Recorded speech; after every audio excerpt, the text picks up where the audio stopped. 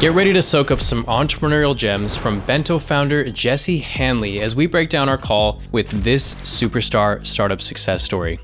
So after selling his SaaS agency, Jesse went fully into creating Bento, which is an email marketing software platform. Now, despite the potential for rapid expansion, Jesse has deliberately chosen to keep Bento compact, at least for the time being. And this decision might be the very reason why Bento could scale to an 8-figure business into the future. We'll get into that in a little bit. Now, instead of being focused on growth at all costs, Jesse approaches his SaaS business more like a boutique coffee shop where the emphasis is more on quality and customer intimacy rather than the impersonal scale of a chain. And this approach isn't just about maintaining a manageable company size, it's also about creating a business that doesn't crack under the pressures of growth. But first, a little insight into how Jesse actually succeeded in a very competitive world of email marketing, which is surrounded by other giants. So Jesse's really carved out a successful niche in this competitive world that's dominated by names like HubSpot, MailChimp, Klaviyo, and he may not have the same number of people working for him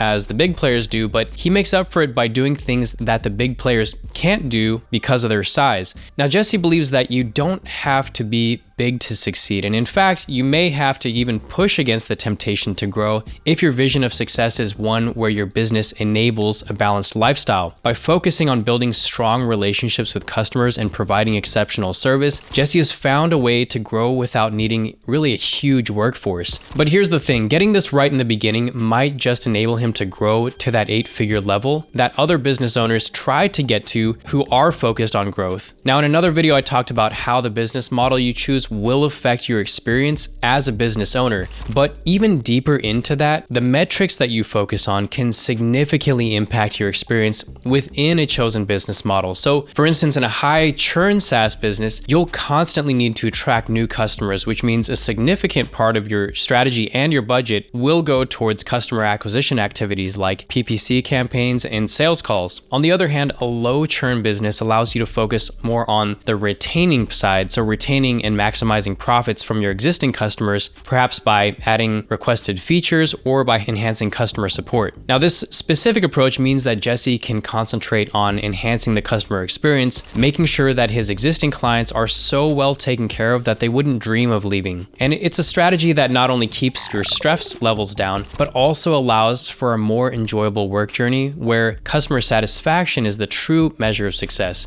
And this isn't just for SaaS businesses either, whether it's a content site where you need to consider the seasonality of your site, or an e-commerce venture where you're weighing the margins, choosing different types of products that you actually want to sell. The key is to reflect on the type of business life that you want. Now, that's a personal decision that requires you to define the experience that you seek and identify which metrics support that. Now, how do you avoid the entrepreneurial growth trap? So Jesse's take on business growth is refreshingly unique. He sees being small as an advantage. Instead of chasing after a bigger team or more developers, he reminds himself to appreciate what he has. And for Jesse, it's about finding that sweet spot where his business enables a specific lifestyle. He believes that if you chase too much growth, the resources required to sustain that growth and level can take away from the lifestyle that you wanted, the thing that you built this business to help you achieve to begin with. Now, in other words, if you're not mindful of it, you might miss out on the good stuff in life. This actually reminds me of one scene from Silicon Valley where Jared asks the former fired CEO of another company, what if he had asked for less money than what was being offered in a VC investment? And Jared is trying to decide for himself if he should accept an investment.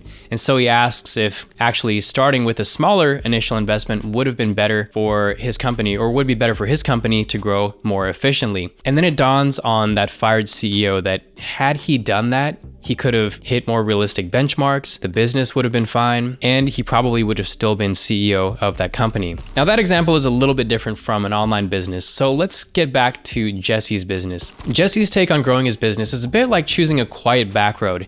Instead of a highway, it might be slower, but you do get to enjoy the scenery and you avoid the traffic jams. So he's made a clear choice to keep Bento on the smaller side, and this isn't just about comfort, but a key move that actually draws in customers who are looking for a more personal touch, something that they might not get from a bigger player in the email marketing game. To use perhaps a more relevant example to people running, say, an e-commerce business, I remember Tim Ferriss shared his story about a craftsman that he knows who creates custom leather jackets. So this creator chose to produce only a limited number of jackets each year, a decision that might seem backwards in a culture that often sees success equal to its size. Now, this choice to remain small was deliberate, allowing him to create these really beautiful pieces, and by setting a cap on production, this has created very high demand for his limited pieces, all while of course making a full-time living. So if you're an e-commerce business owner, you don't need to necessarily be a craftsman to this extent, but the road to making, say, $100,000 per year can look really different in the e-commerce space, depending on if you want to sell tens of thousands of smaller units per year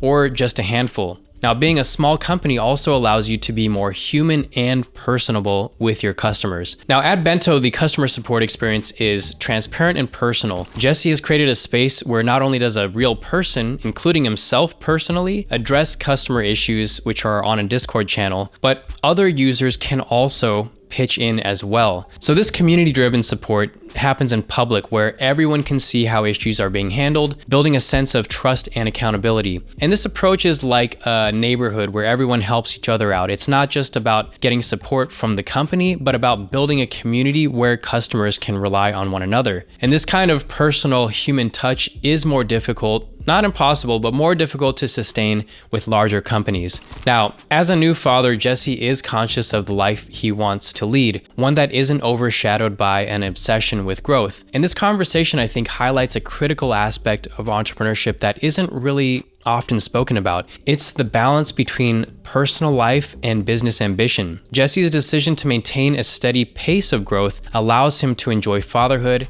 and life without the stress that often accompanies rapid business expansion. Now, as some parting advice to other business owners, Jesse advises entrepreneurs to pay attention to how they personally feel when they make a sale or generate revenue from a particular business model. This is in regards to choosing the business model that you want to pursue. If earning business from a venture feels good and energizing, it's likely a good fit. If it doesn't feel good, you may want to reconsider, as this will be the feeling that you have on an ongoing basis with your current business setup. Also, he says that it's important to remember your early dreams. There will be things, good and bad, that can distract and pull you in different directions, even the business itself. So if there's a specific vision that you've wanted to achieve, make sure you protect that. And if you want to keep up with the world of online business, I do invite you to join our free newsletter called This Week in M&A, which covers everything from SaaS to content sites. But also, if you don't know how to go about choosing a business that's right for you to start or buy,